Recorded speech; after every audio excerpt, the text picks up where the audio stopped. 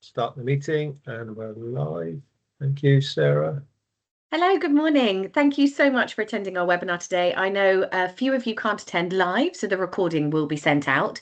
For those actually in the event, if you have any questions throughout Andy's presentation, or at the end, we'll have a little 5-minute Q&A session. Just pop those into the Q&A box that you'll see at the top of your screen.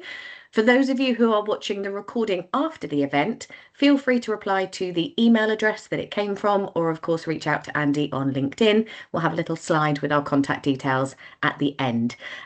We will probably get you a little bit of time back in your diary this morning. We'll probably be here for about 30 to 35 minutes, depending on interaction as well. And like I said, if there's any questions, pop it in and we will address them at the end of the presentation. So I'll hand over to Andrew. Thank you. Thank you, Sarah. Hello, everybody. I'm pleased that you could join us today. Probably just point out, should we have any technical issues arise, we will attempt to restart the meeting. And if that's not worked after about a minute or so, we will cancel and message you all and hopefully reschedule. All good so far, though. So to make sure you're in the right place, today's webinar is about improving project reporting. And we'd like to share a number of things about what Minecraft have been doing in particular about our project reporting, but I thought we'd just take a few minutes to set the scene. So why am I doing this? So find the right button. Thank you very much. So why am I doing this? So from my background, I've spent a number of years in consulting firms and delivered across public sector and private sector to a number of key organizations, and that's in the consulting space and program and portfolio management. So I feel as if today's topic is one that I can really relate to, that I can share some experience, and hopefully you'll find this informative as we go through. So about Minecraft itself, worth saying that Minecraft's been established for some 25 years now, delivering IT and digital services initially, but in recent years moving strongly into digital advisory and PPM advisory too. At Minecraft, we love working in partnerships, and we feel that enables us to get the best subject matter expertise in a timely manner. So whether that be through information security, whether it be working with the likes of Microsoft and our other partners. And we've delivered into a number of major construction and consulting firms and done a lot of work with national highways in recent years too. Finally, worth mentioning that Minecraft's ISO 27001 approved. So that's an accreditation relating to information security.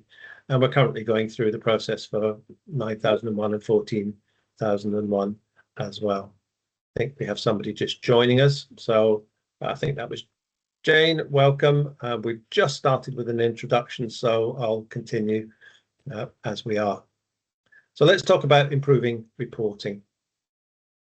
As managers of portfolios and programs and projects, I think we well understand our responsibility to balance time and cost and quality to achieve the right outcome for our particular project or program.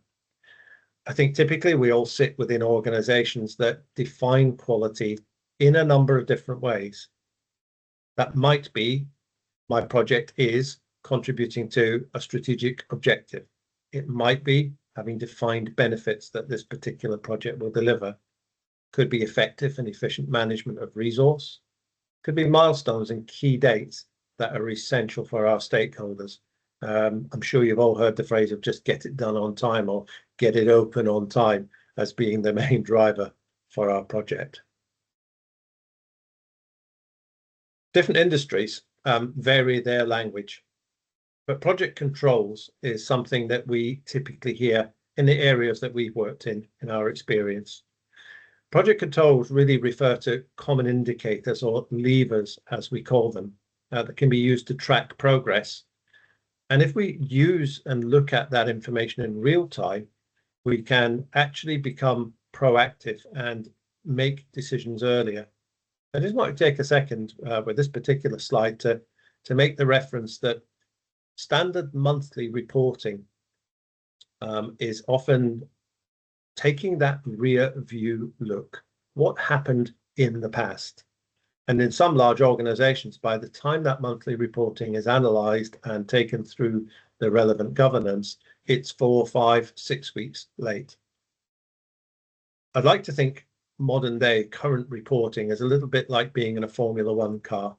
We're looking ahead, and we want to have at our fingertips a whole range of information. And if you're not a petrol head like me, one or two of the obvious things are: how much throttle am I applying? How much braking power have I got? What gear am I in?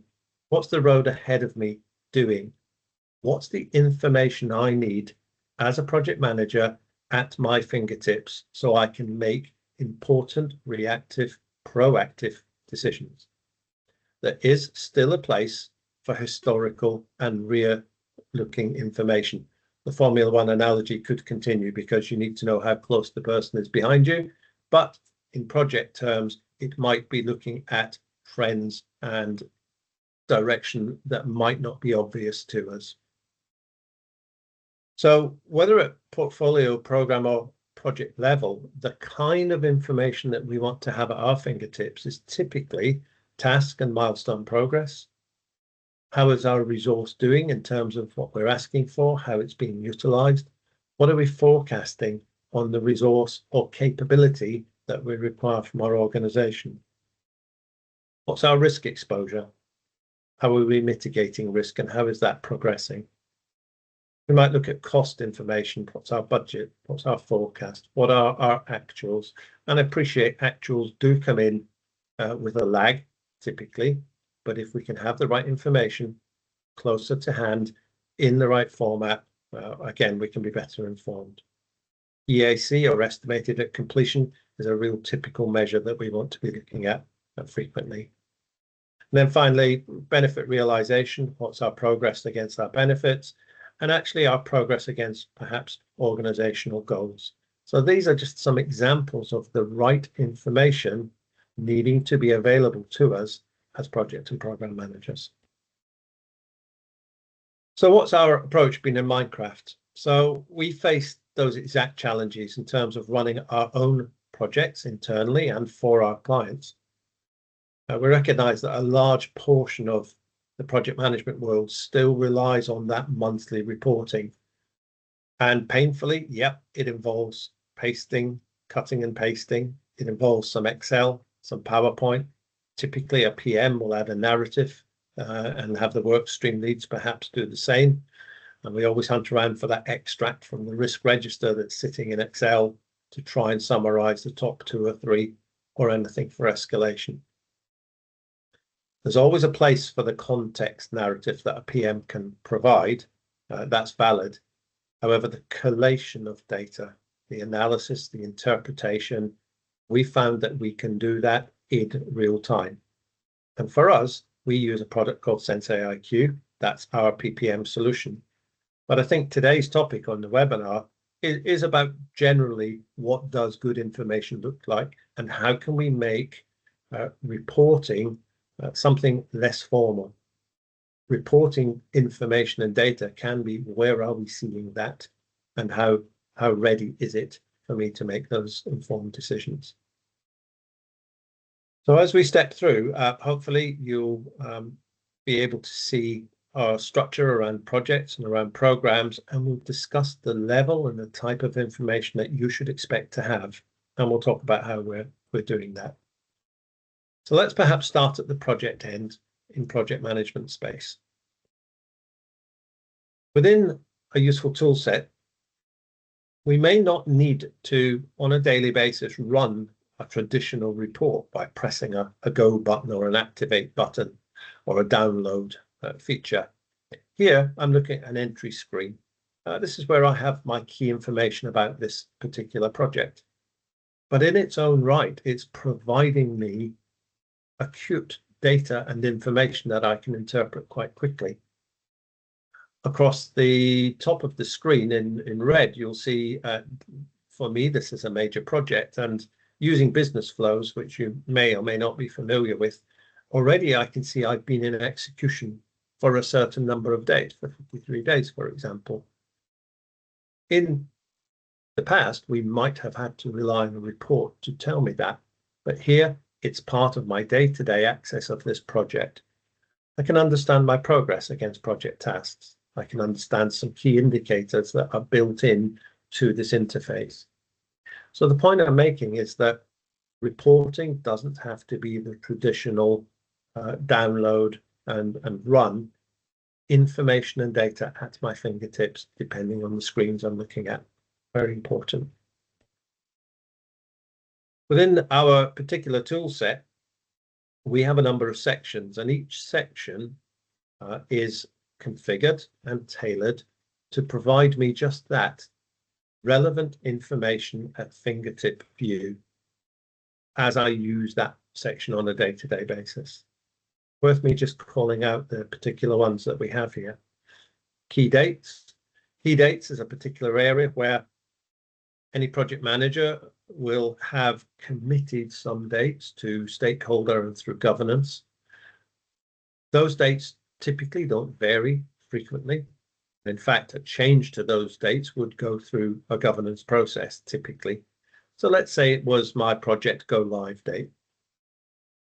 As project managers analysing our schedules, we may realise there is pressure on that date.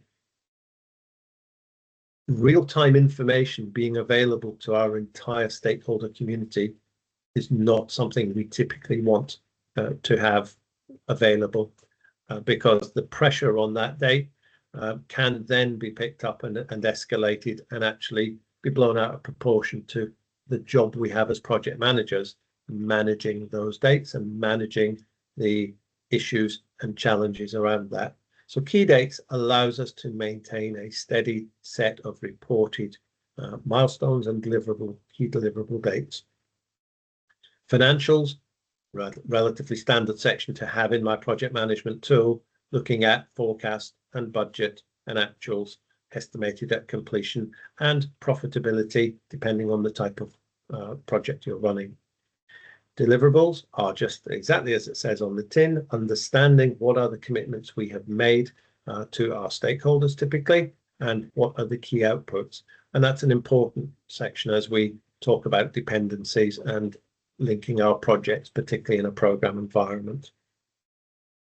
There is still space for that mandated governance process that says at a point in time, I have reported where my project is, and we call those status updates. So a status update would include progress of tasks, progress on the financials, progress against deliverables, milestones, issues, risks. It's a snapshot in time, and our system will actually record those snapshots, and therefore we can get that historical trend analysis and other useful information. Managing risks and issues. Many companies still doing this within Excel, having a risk log that is Excel based. We've embedded that within our system with relevant scoring, looking at Monte Carlo, for example, and ensuring that we are tracking mitigating actions and understanding our risk exposure. Again, depending on the industry or organization you're in, that has different scales of relevance. Decision making. So by the time we've now looked at risks, issues and decisions, we're in a RAID log space, typical language for project managers, and tracking our decisions in here is important too. Change requests, and finally lessons learned, all elements of our system. Because the data is captured, that means we can bring it out in the way we look at reporting and make that much improved. So here on screen is an example of just one such report. The background tool is Power BI in our example, because Sensei is running on the Power Platform in the Microsoft suite. But here we're able to use Power BI to bring together all of those data sets that I've just previously shown on screen for the project manager. I can look at the level of project details. I can be tracking key information and financials. And now we're looking at data being presented in its most usable format. Different organizations may like a quick summary down the left-hand side. In this example, I might want to understand where I am on KPIs. Particularly, I might be looking at schedules and finish date, target finish date. We might be looking at other late tasks and other information that to us is a key metric, a key measure of our project. We use icons, we use red, amber, green status, so typical traffic light flagging. We use indicators, dashboards, fuel gauges, almost every kind of visual you could imagine is available. And that allows different people to consume reporting in a different format as they require. So looking at automated reporting, as we've mentioned, the kind of sections that Power BI will give us, if I look across my project suite, I can quickly see particular projects, their progress, using the quick indicators. But I have so much more information I can delve into, ranging from timelines to that key data analysis that we spoke about. And here we're doing that in a calendar format. How else would be the best way to express where we are with our dates and what's happening in a particular period of time? And just as you look across the sections, I won't read each one, but again, you'll see that mixture of bar chart, pie chart, colored wheels, and indicator gauges to allow us to understand any of those positions. The joy of Power BI is that this information is all drillable. So any element can be clicked on, it will select that data and move down into what that data is showing us, and we can interpret from there. Finally, in the project section, the newer tool sets are allowing us to do some really good things. So Power BI will help us keep that traditional link for our governance, which says, I will want to run a project summary report. Here on screen are 5 projects, which are reported in this particular pack. But I can export, I can click on any one of those and export it to PowerPoint in that traditional end of week, end of month format that can be templated according to my organization's needs. So whilst we are ultra modern and ultra technology savvy in terms of our real life information, we can link through our organization's requirement for its business processes and still deliver the PowerPoint to the C-suite or to the relevant stakeholders that require it. Interestingly, in the current tools, you can actually subscribe to these reports too. So you could determine that every Monday at 9 a.m. a report is run and provided to a particular stakeholder. That needs some control and consideration by us as project managers about the relevant information. So from there, we just build into additional sections. The point that we're trying to show through this webinar is that reporting information says, improving reporting, says that we want to have real-time data. We want it to be able to help us make proactive decisions. But the key thing, as you may already be seeing now, is having the right information available. And to keep that straightforward, it's good to have that all available in a consistent tool set. So for us, as we move into further with our Sensei into program and what we call portfolio level, we even keep track of business cases. So how you stand up a project, initiate a project, varies across organizations. Sometimes known as intake, project intake, can be starting as a business case. The work that's put into a business case to determine cost and benefit and resource to be consumed or required, that work shouldn't be lost at the point that we stand up a project. So within our solution, we will take that business case right through all of the stages and moving it into project, keeping that reporting and data available to us. Again, we're highlighting here the features of Power BI. So we're showing that we can show the total business case value. We can show for the current business cases in our portfolio, we might be showing cost versus benefit. We have tools within here that allow us to prioritize and use slider scales to consider what projects fall within or out with certain funding envelopes too. Our program and portfolio level allows us now to look at certainly resource demand in a different light. Understanding where a program with multiple projects requires project management capability, requires business analysts, may require developers, if I'm talking about IT projects, may require technical and engineering and a whole range of other inputs. Being able to manage my organization's resource and capability, to forecast the demand, and to consider whether we have to buy in additional resource or train further. That's really important. If you're in an organization with a PMO that fully manages the project management resource, this is invaluable.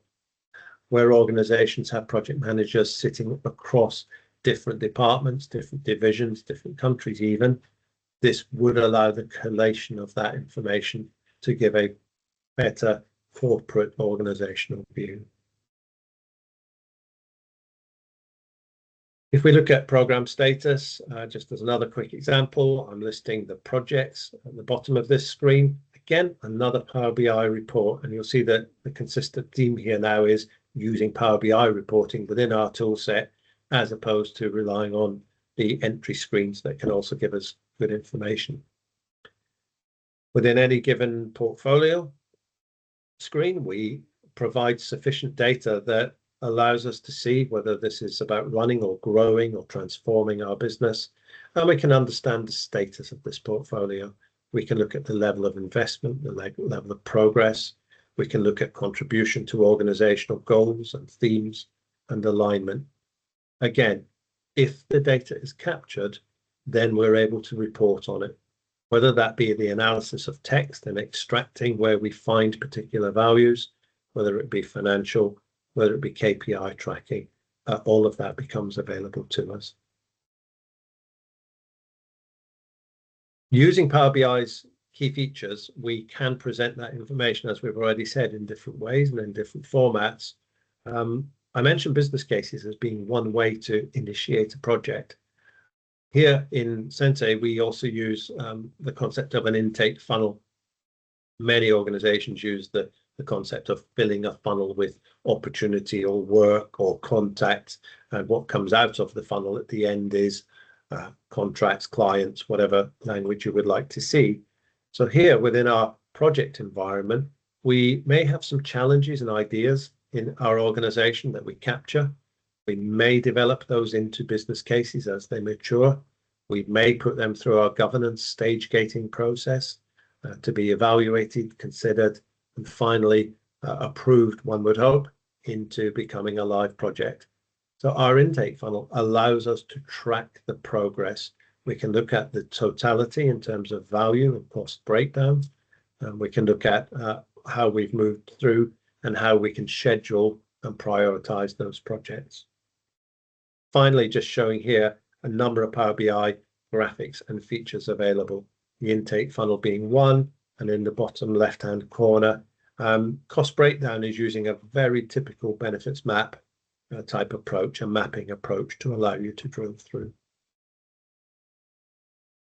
Worth quickly mentioning resource, just keeping an eye, we've got 6 or 7 minutes to go. So resource, again, traditional reporting, we cover much of that by our entry screens and forms and where we capture our key data. So one such area is looking at our resource availability heat map. So this is where our projects can request and demand some support from across the business and say, we will require a project manager at a particular point in time. Once project managers, for example, are assigned, we can understand their availability, what projects they've been assigned to, and where over-allocated. Over-allocation may be something a business can tolerate to a certain percentage, but all of that information being available at our fingertips, again, allows us to make key decisions. So as we actually require and request resource to be allocated, we may be looking at key functions in your organization. You may have resource managers. Again, as mentioned, you may have a mature PMO that manages all project management resource. And as resource managers, if I can use that title, you're able to look at and to assign particular individuals. Really important summary then to be able to look across the reporting pack, and again in Power BI, and have at fingertips an understanding, if we think of resource management, HR, whichever function in your organization, to understand how our resource and capability is being utilized, to look at when there will be peak demand. It's important to know that in 4 months to 6 months time, we will require an additional 2.5 project managers of an FTE equivalent, and we can make decisions in our organization about how we can best fulfill that. That might be trying to finish other projects earlier. So actually the information feeds into how our overall projects, programs and portfolios are managed in a timely manner. Just as previously, just showing you some of the actual subsections that relate to resource. Power BI again allowing us to look at graphics to be able to say, well, let's put a map and show where all our projects are being delivered. Where is our resource based? I might be doing timesheeting through Sensei. So actually, how are my timesheets being completed? How are my capabilities being utilized? Really important as we mature our organization to make sure that information is available. I started off with a Formula One car analogy. If you are aware of that sport, it is entirely data focused. The information that's provided back to the teams, back to the strategic managers on a second by second basis is the information that involves when they'll make a pit stop, for example. Imagine our project running that smart, that quickly. I think that's something that we can do and we will be able to get to using this type of tool set. Finally, then, at the top end of the Sensei tool set is what we call strategy. And that's allowing an organization to capture its strategic goals, strategic intents. And that might be to grow the business by a certain metric. It might be to move into a new market. It might be to improve efficiency. And each of those strategic themes may have measurable goals sitting under each of those. So to improve our market share might need a number of initiatives, and we would align those with goals. And this is where we can also capture key benefits and the metrics that are to be followed. Again, having that information available and understanding which projects contribute to each of these benefits and goals and themes allows for holistic reporting across the entire suite for the organization. For larger organizations doing this on a global basis, this information is vital. At the top corporate PMO level or at C-suite level, being able to manage and to track without that monthly process of waiting on spreadsheet analysis, waiting on extracts, waiting on narratives, have that information available at fingertips is really important. And then finally, then last slide is just to really back up what I've just said about that ability to break down benefits contribution, the overview. It may be revenue, it may be cost, depending on your organization, all aligned to the projects that we are delivering through the system. So that's a quick 30-minute, 28-minute review and introduction to the kind of ways that we're improving reporting through the tool set that we use. One last bit just to add, Sarah's popped up to do a nice wrap up for us. One thing that we're just adding here is a lot of people are pressing and promoting the use of AI. AI will analyze your data for you. I think AI tools will help us identify trends, will help us spot things we may have missed. But as program, portfolio, and project managers, we have to understand the data that we require for our organization. Human understanding has to be there to understand how my progress and what are the levers I can pull.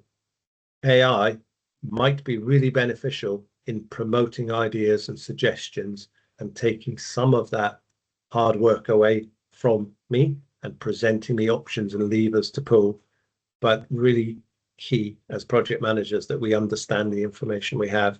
And we believe a tool set such as Sensei that we've been using is something that we'd love you to have a look at and see if today has sparked any interest and ideas about how you might improve your organizations' project reporting. Thank you. Sarah. Thank you so much, Andy, and thank you everyone for attending as well. Of course, we will send out a recording for those of you who weren't able to attend live. If there are any questions, please feel free to reach out on email or, of course, with our subject matter expert, Andy, as well on LinkedIn. You'll find all of the details in the email. I'll reach out to you all personally as well, just for a little bit of feedback and follow up, and we look forward to seeing you again soon. Thank you so much. Take care. Bye-bye. Thank you. Bye-bye.